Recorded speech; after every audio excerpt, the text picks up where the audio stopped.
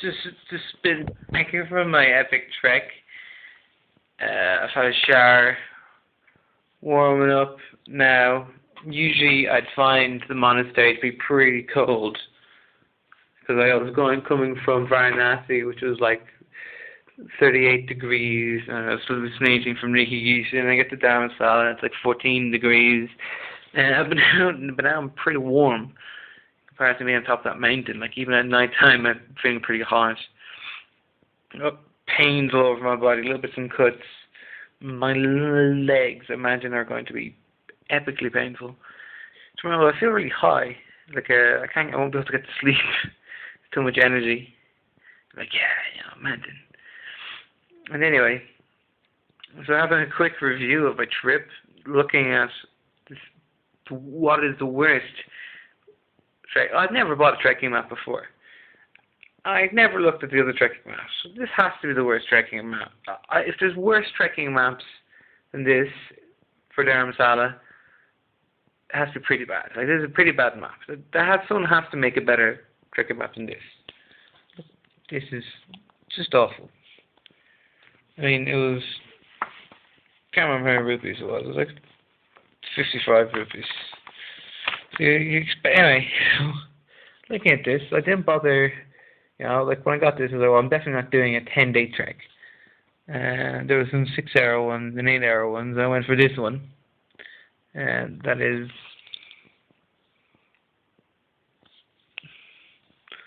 that is whatever. It's like, whatever. It says it's a day long. It mentions a waterfall. I was like, well, I haven't seen a waterfall in a while, so I'll go to this one. Duration 1 day. Fair enough. I was happy to just get to the waterfall. And if I wanted to, get the Dharamkot and the Galu temple. Just wanted to see the waterfall, that was it. So it says starting from Ganj, the first stage is banks of village with an ancient Shiva temple. I was like, sweet, I want to see the Shiva temple. And then see the beautiful waterfall, sweet and cool, seems easy and gradual ascent. And then go to the 2,500 meters above sea level trek to Galomata. No idea who that is. I'm like, sweet, okay, cool. I'll go do this one. I didn't even look at the one yet to actually get to the top of the mountain because I got hell's no, I can't get to the top of the mountain. So which is the one I ended up doing. Well, the one to my lunch, training at the back, says it's 10 hours, took me 11 hours. That's pretty good. Altitude 205 meters. I think the sign said 2,875 meters, same thing. Starting point 1,750 meters, that's right. Distance 18 kilometers, both ways. Start treks from lunch, first destination is Galu Temple. They spelled it wrong, I don't know if it's the right spelling, but they spelled it 2 different ways. Whatever. Because the last stretch is very tiring, requires skill to climb. It's like, yeah, it does, requires a hell of a lot of skill to climb. It was very difficult. Not only just at the end, but at the beginning as well. I did get lost.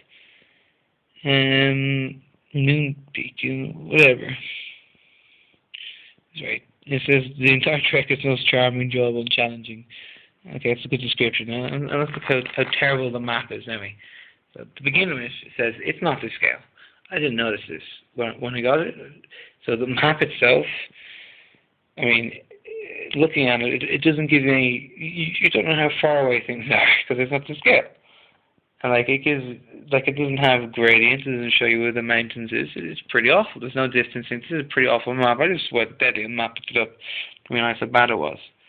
So where did I start off? From here, what I call Sea Chokling Monastery. And up these steps, 300 steps, which is very tiring. And then we get to the main square. I went somewhere around here. Snow Palace? Dreamland, that's it. That's where I had my breakfast. So I did what they call the English breakfast. 2 eggs. What they call hash browns is just potatoes with spices, vegetables, and toast. So I had a pretty bigger breakfast than usual. So back to the main square. Going along this way to Bags of Road. And I mean, the map makes it look like it's really far because it's like it's from the very bottom of the map, right? the middle across to the sides. But to me, this felt like 10 minutes. I actually have no idea how long it actually took me. Could have taken me an hour, but it felt really quick. It was pretty much flat and downhill, very easy. And the famous Shiva temple, I assume, means this place, but I realize it doesn't. They don't bother to put the Shiva temple in the map at all. Like, weird the way they do that. And I got a blessing. The first Shiva temple I've seen after being 5 months in India, even when I was in Varanasi, the city of Shiva. It's a bit ridiculous. So then anyway, I get over here to the waterfalls. Small waterfall, it gets out. Nice at deep, met nice people there. Then in Circle I've got the Shiva cave. Now before I got to the Shiva cave, now I'm at the waterfall and the guy says follow this water pipe and I'll get up to where I want to get to, all the way over Gala temple. And from the looks of things, this looks like a pretty long trek on its own, right? In reality, they're very close. This map just makes it look like it's really far. They're actually very, very, very close. But I never actually got to the Gala temple in the end. But anyway, so along here, I found this a prayer flag. It was on the ground, so I figured it was okay for me to take it, because I was technically rubbish at that stage. So it's my victory flag for the day. Yeah, so here, somewhere here, I came across a massive dog and chased me somewhere. This is a terrible map. And I got to the Shiva cave anyway. This was after the dog chased me. And I ended up trekking through the prohibited area for ages. I have no idea how big they're in reality, in the real map, how big the prohibited area is, but they're for ages anyway. So eventually, let's just say, assume somewhere here or here maybe. When I found the Tibetan guy who informed me that the Gala temple, I've already, when I got here, I was already higher than it. And I was thinking, well, I might just go to the Gala temple now, but then he put me onto the route along this trek to Trud, where I got lost. Met some Punjabi people, got up there, but I'm like, it's not even like this map gives you ideas for treks, and the places that's not even on the map. So it's like, if you're going to use this for a trekking map, you can't, because if you wanted to go to like the main point everyone likes to go to, you can't, because it doesn't tell you anything about it, and it's like the main trekking point. So anyway, so I get back down and rushing to get down. I climb down the glacier just as it's getting to dark, and just get around the right corners where it's getting not too dangerous. And I think we got near Gala Temple in the end. Never got inside it. Well, I think we got near here anyway, and this is nighttime at this stage. And then travel all the way down this road, because it's be faster to go down the trails, but it was nighttime at the stage, and the Punjabi people were very frightened of bears eating us.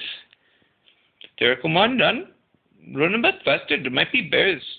And so I came down here, and got past the ashram, going down here.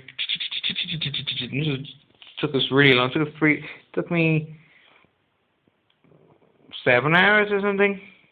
About 7 hours to get to the top. It took me about 3 hours to get back into the main square, where I left the Punjabi people, and then I continued back.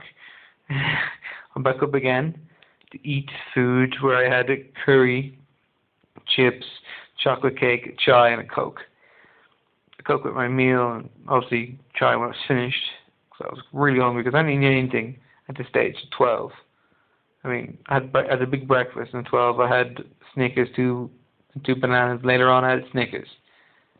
So I was pretty damn hungry. I'd be like, worst curry I've ever had in India. But Indian food is awesome, so it's alright. It's alright. And then I'm back here. I'm gradually getting really tired. My muscles are getting so weak. But this is a terrible, terrible map. It's so bad.